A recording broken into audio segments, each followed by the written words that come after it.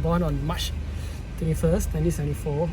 When I was actually around 5 years old, I somehow knew I was very different. When I went out with my parents, I was very attracted to the women's boutique.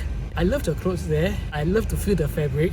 And subconsciously, I always imagine myself in the dresses itself. And I didn't know it was going to be a problem. Maybe it was just some kind of interest. My parents thought maybe it was some interest, but they actually did not really like it. So they always would drag me into the bookstore. I developed more feminine ways when I grew older. Whenever my parents were away, I used to ransack my mother's closet, try on her makeup, try on her dresses. Of course, they found out, they got angry, I get caned for it, then they knocked out my mother knocked the cupboard. But sometimes, being my mother, who is always in a hurry, she tendency never locked the cupboard, and that is when I jump for joy because it's left open for me to ransack again. They never liked my behavior, They always did something to destroy the person that I wanted to be. And they never acknowledged me being Vanessa, but she secretly continued my adventures. At one time, I was actually abused. It was too painful for me. It was also too painful for my parents. During that time, I just thought, hey, why should I continue want to be Vanessa? I wouldn't want to suffer the pain at all. So I decided to close the door on Vanessa, decided to build my masculine traits, find a girlfriend, try to find a way to settle down. All of this failed because the real me wanted to break out. I had a girlfriend. She brought me to the women's boutique and asked me to choose her clothes. And I realized that when I was choosing her clothes, I was enjoying the process. And it brought back memories about the time where I loved to go to women's boutique. Then I realized that, that person who wants to be the real person is still there and wants to break out. That's why I love it. Was once upon a time, I just love to go and buy dresses for my girlfriend, love to buy cosmetics for her because I love the process so much. It is not because I love her, but it's because I love the process so much. Eventually, she found out about my other self because I went back to my old ways again. I was secretly, dressing up again, and I made that decision. Told her that I wanted to be who I wanted to be, and she left. After that, I met my boyfriend for 9 years.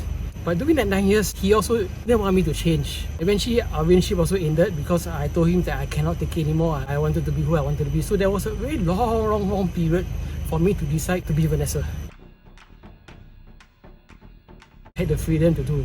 When I had the freedom to do, I realized that I had a very long journey. I didn't even build my confidence up, build my feminine traits up. So whenever I went out, my self-esteem was very low, very afraid to even go into a boutique. In front of a boutique, I would just march up and down. I start sweating before going into the boutique.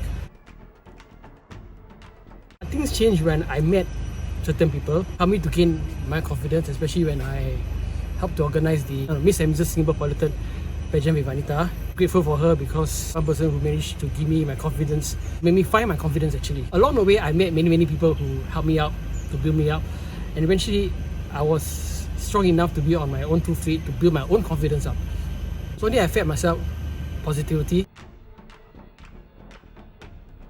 I went through a very rough road. I made a lot of mistakes. I went through a lot of pain.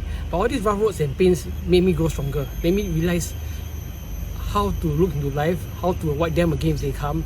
So right now, my road is still bumpy, but I know how to somehow avoid all those bumps. As what I do now is I do writing. Sometimes once in a while, people want me to promote their products. I will promote them. I do a bit of content writing. Still doing event organizing. Still being involved in the next pageant, the 3rd season of the Miss and Mrs. Politan. I'm also writing a book on positive thoughts, associated with some organizations that organize speaking positive thoughts. Growing with them right now. So I've written about 19 over topics on self-improvement.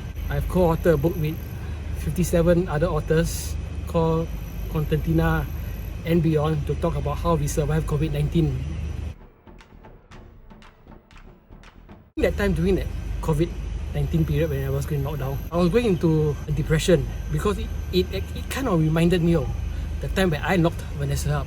And now I cannot be Vanessa at home because my parents are really anti-LGBT. During that time, I was looking for 7 books. During the lockdown, I realized that while reading these books, right, I can create worlds for Vanessa.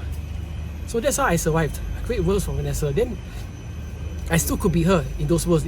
So I kind of used my mind to survive. Then there was a book club that was created. So that really distracted me.